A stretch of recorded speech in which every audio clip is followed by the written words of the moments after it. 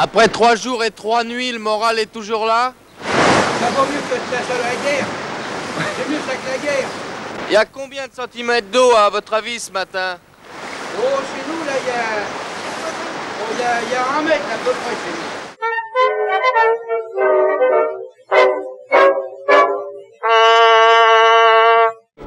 nous. Les pompiers, j'écoute.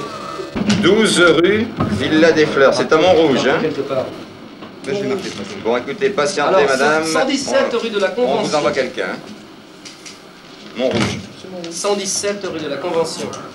Mais écoutez, madame, vous faites partie de nos listes de 450 appels, il faut patienter un peu. Hein. Mais oui, mais écoutez, vous n'êtes pas la seule, madame. Hein. Si. Ah, ça, je peux pas vous dire. Hein. De toute façon, ils sont prévenus, ils vont pas tarder à arriver, mais le temps, je peux pas vous dire. Hein.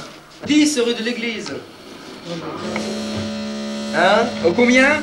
Quelle adresse, monsieur? Alors, 117 rue de la Quelle Convention. adresse? 330 rue de Vaugirard. On arrive aussi le plus vite possible, madame. 4 heures du matin, porte Brancion, sous le tunnel du boulevard périphérique.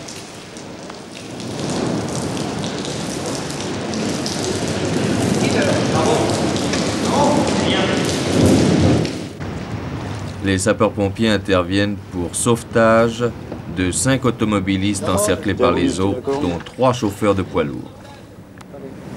Bon. Oh. Tirez-le. Voilà, tirez sur le bateau. Voilà. Ça va, vous n'avez pas trop froid là? Hein?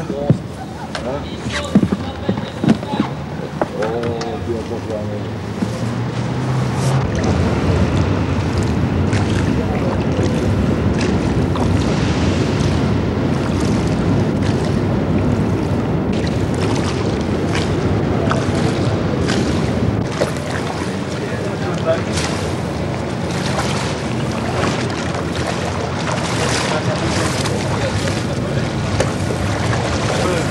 Tu peux monter sur le haut, on est à pied. C'est la main comme ça.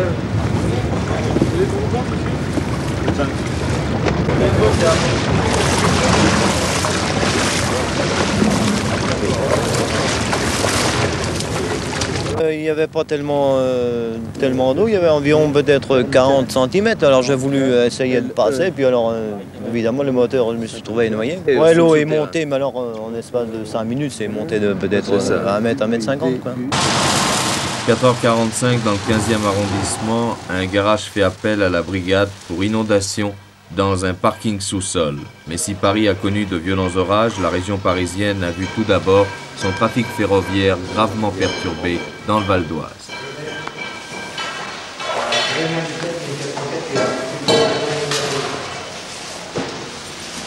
Du C1 à la gare de Mont à 30 et du C1 au 17 800 à 10. Pour l'instant. Monsieur, nous sommes sur quelle voie? Ah ben c'est la quelle ligne? C'est la ligne Épinay-le-Trépont. Et là, interrompu depuis quelle heure? Ah ben, depuis que le monsieur a trouvé les 5h30. 5h30. 5h30? Non, oui, 4h30. Depuis 4h30. C'est la circulation. Et il est maintenant 6h05. Est-ce que vous avez un espoir pour la journée? Oui, mais ça y est, ça passe. Ah ben ça passe maintenant. Ça repart? Ah oui, ça repart là. Toujours dans le Val d'Oise, les habitants des localités d'Aisanville et d'Écouen ont vécu une nouvelle fois une nuit de cauchemar alors qu'hier, au cours de la journée, un espoir était né.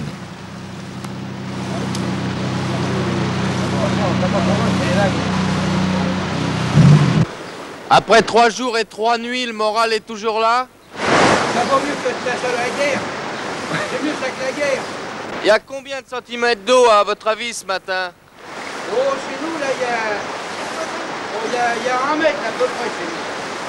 J'ai appris à nager à l'école.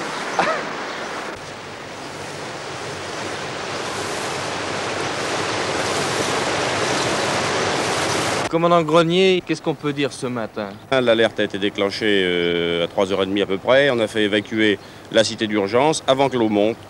Actuellement, on procède à l'évacuation, on termine l'évacuation de certains pavillons isolés. Et ce qui intéresse surtout les sinistrés, c'est l'hébergement, d'une part, pour ceux qui sont évacués, et d'autre part, la nourriture. Le ravitaillement des personnes sinistrées passera à 8h moins le quart.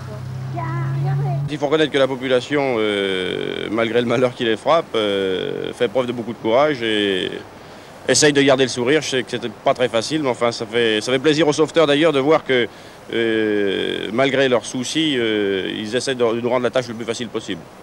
Si des gens arrivent à garder le moral, il y en a d'autres qui, bien évidemment, sont dans un désarroi total.